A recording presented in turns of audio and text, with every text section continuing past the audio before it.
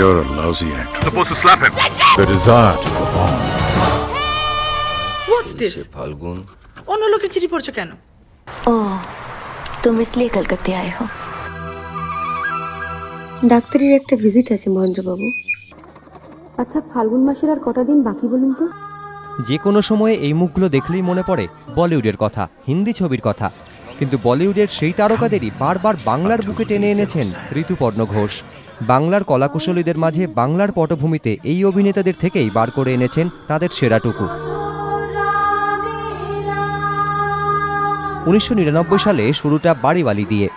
এই ছবিতে প্রথম দেখা যায় কিরণ খেরকে। এই ছবির জন্যই সেরা অভিনেত্রী হিসেবে জাতীয় পুরস্কারও পেয়েছেন তিনি। বাড়িওয়ালির পর বিভিন্ন ছবিতে সেই ধারা ছিল অব্যাহত।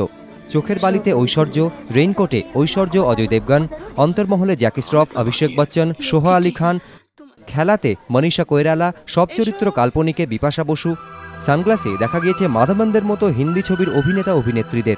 তার লাস্ট ইয়ারে অভিনয় করেছেন অমিতাভ বচ্চন, প্রীতি জিন্টা, অর্জুন রামপাল।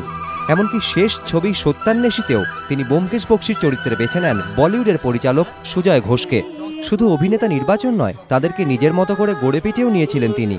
তাই হয়তো ভাষার ব্যবধান পেরিয়ে বাঙালির মনে অমরত্ব লাভ করতে কোনো অসুবিধাই হয়নি বলিউডি তারকাদের।